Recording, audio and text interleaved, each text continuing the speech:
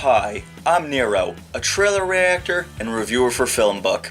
My partner, Y-Boy, and I will be watching, reacting to, and reviewing Wreck-It Ralph 2. Let's watch some stuff.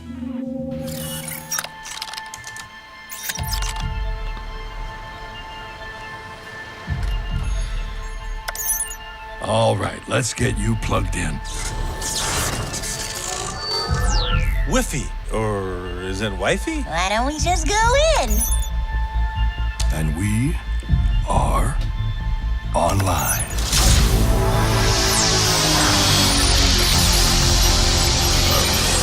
Whoa, cool. Ralph, isn't this great? We are going to the internet! Super excited. Just one minor thing. What is the internet? Oh, holy cow. Look at all this stuff. Congratulations, Oh, they use the same music? you're a winner! Really? These 10 child stars went to prison. Number 6 will amaze you. That sounds interesting. That's Come on!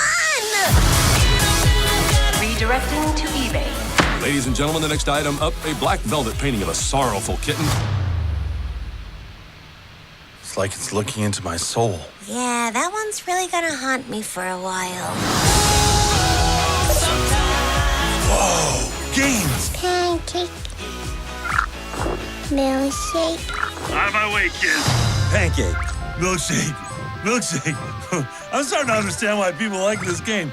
Very zen. Milkshake. Hey, look what I found! More pancakes! Let's speed it up. Pancake, pancake, pancake, pancake, pancake, pancake, pancake, pancake. Eat, little buddy. Eat. Ralph, you might want to try feeding the kitty for a little while. No, the kitty gets the milkshake. The bunny gets the pancake.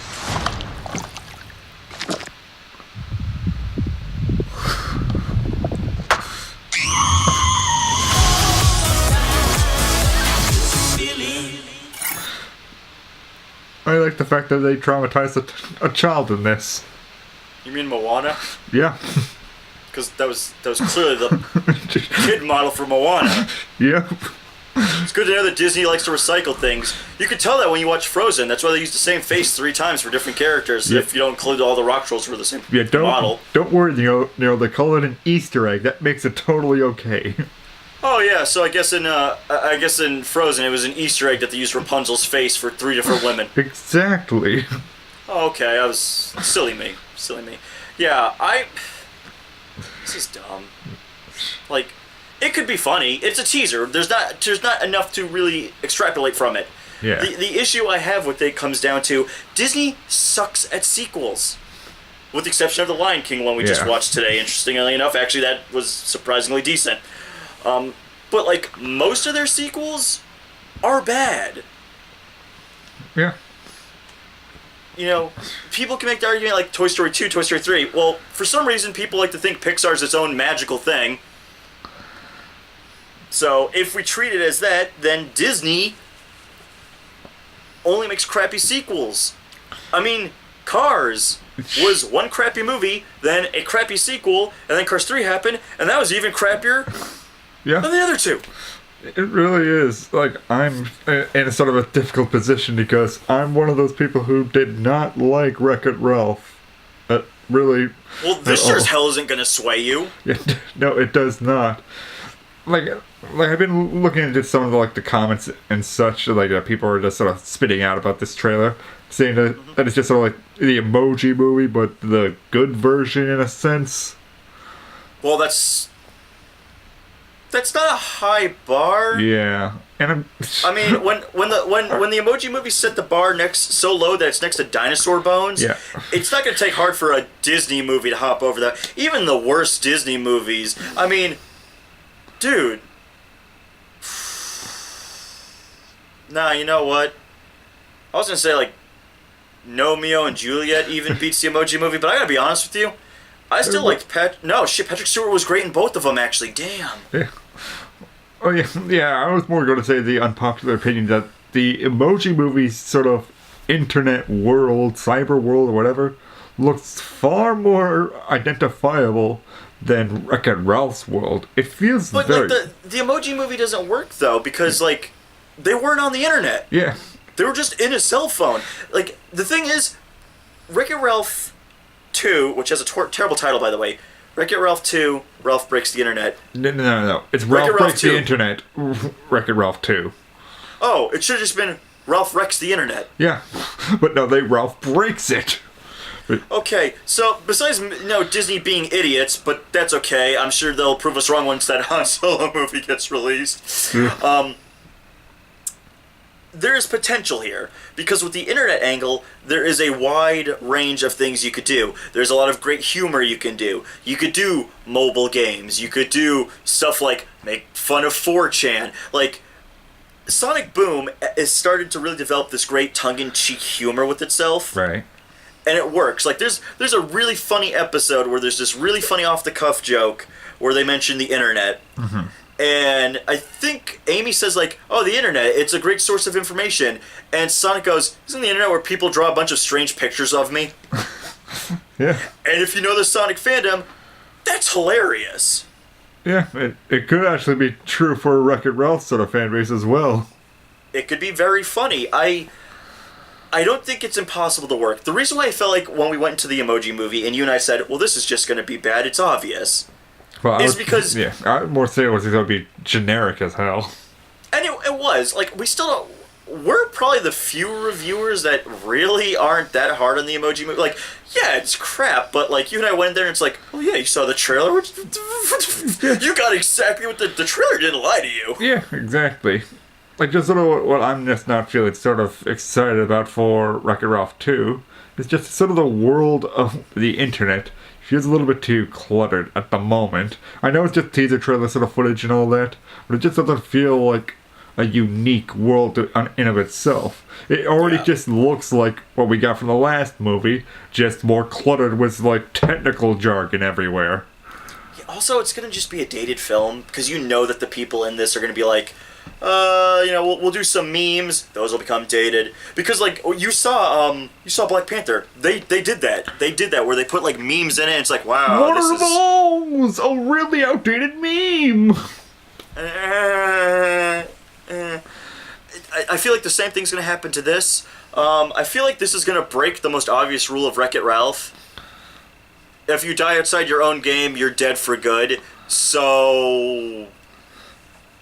Are we just going to throw that rule out the window because it's the internet and not a game, or what? Or are they going to copy themselves?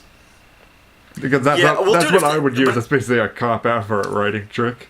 But if they do that, there's no gravity to the drama that could happen because it's the same thing. Like if you ever watched my John Carter of Mars review, he doesn't go to Mars. He puts on an alien gizmo, and a copy of him goes to Mars. So he's never in any immediate danger of dying or anything, because a photocopy of him is sent through space on Mars. Meanwhile, Mars is in, like, a big civil war, and it's like, well, if he dies, who cares? He just goes back to Earth, and that's what they show us. Yeah. And if they do it here, it's like, well, who cares? They'll just go back to their game then. Who gives a crap? Yeah. And it ruins drama. Yeah, there's a lot of pitfalls in just sort of the concept of the movie, with how like data can be copied, placed, and all that sort of stuff. We'll just have to actually see from the actual trailer if they will hold true to what we saw in sort of the rules of the other games and such. Whether it's just be you die outside your game, you die for real sort of thing. I would have thought that, you know what would have worked better in my opinion for a pitch? I get the internet idea and I get the potential it has, and it does have potential. But I can't help but think it would have been better if they were like, what if we brought modern-day consoles into the arcade? Because there are some arcades, even over here, I believe, that do that, where they have like a Wii system or a Switch and you know Xbox and stuff like that, and you can play those games. What if, for the sake of argument, they brought in a new console, plugged it in, and maybe you got some icon game characters, maybe like Sir Daniel Fortescue shows up, or Crash Bandicoot, maybe actually have Sonic the Hedgehog actually show up instead of just on a poster. Hilariously... Worst cameo I've ever seen, though. Worst cameo. It's such a blunder, too, because it's like, how do we work in Sonic? I don't know, but Sega's desperate right now just to shove it right here. He'll reiterate something that a character already established, so who gives a crap? Yeah, right in the background, too, just to show how important he is. But you could have done something like that. You could have played with the idea that... I guess maybe you could have played with the idea of, like, this game is, like, past its prime and nobody wants it anymore. But the last movie kind of ended on the idea that nostalgia is cool. Yeah. So you can't really work with that story angle then.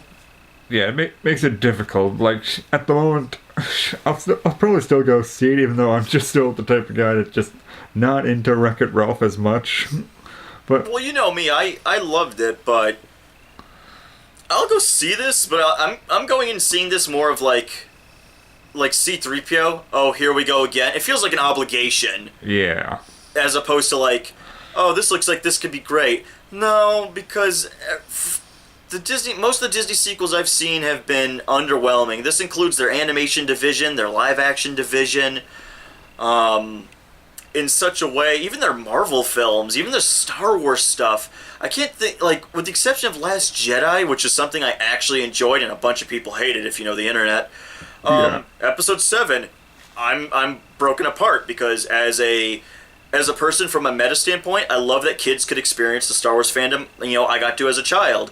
As a grown-ass man that has seen 6 movies, I think 7's a piece of crap that didn't need to be made and was shilling in on nostalgia. Rogue One, I thought was a piece of crap, except for 30 seconds where Darth Vader shows up and kills a bunch of rebel scumbags. And that's the thing, where it's like, I feel like Disney can get usually one good story out of a film. And that's really it. Like, even though I love Emperor's New Groove, or I love Great Mouse Detective, and Great Mouse Detective could lend itself to sequels easily. It's Sherlock Holmes as a mouse. There's plenty of Sherlock stories you could pull from. It doesn't even need to be from Sherlock Holmes, actually. You could just have him solve a mystery. That's all he really does. I still don't think I'd be interested in seeing a sequel because it's Disney doing a sequel. They can only squeeze out, like, man, we get lightning in a bottle, and it's like one time. It's like a one-time shot. Yeah, really. Yeah, that's just sort of the disappointing thing about Disney. We'll just have to see if they can make the lightning strike twice with this one. But at the moment, it's not feeling that likely. Yeah, there's so many pitfalls, like you mentioned, where it's like, it could become dated because of the internet humor. It looks cluttered because it's the internet stuff. There's the concern of how much stuff are they going to bring in. Like, Wreck-It Ralph had Easter eggs out the wazoo in the first film, but now that we've opened up the doorway to the internet, there's so much crap you could throw in there, and it's messy. Yeah, and it just might become muddled. Yeah. Like, at the very most, I'm just hoping that they will stick with a theme and basically really hold on tight to that so they can have a focus to the story. Because that was just sort of my issue in the first movie. Because it did have that sort of focus to it, but it didn't really fully explain it to, like, the degree that I would have done it in. Yeah, it didn't have that enough of an emotional crux to hold you. It was just like, oh, you know, on paper, I get why this is this and how this works and how this connects to this, and I understand on paper why I should care, but you didn't make me feel it, so who cares? Yeah, exactly. So I could get on with that. We'll have to go see this, though. It's a big Disney animated film, so it's... Yeah, it's inevitable, so we'll go see it. It's inevitable, yeah. We'll break it. Sure. I just hope Disney doesn't wreck it. Untouchable! Thank you for watching and listening to our reactions. Be sure to comment below and let us know if you're looking forward or dreading this movie. Now, if you want to see more Y-Boy and my thoughts on movies, please visit us at toongrin.com. We review all sorts of films. Links are on the screen and in the description below. If you would like to support FilmBook and future reaction videos, please subscribe to the channel and hit the bell icon to get notifications. If you want to support us, then check the description for links to our Patreon. And until the next trailer, thank you, and we'll see you then. Peace.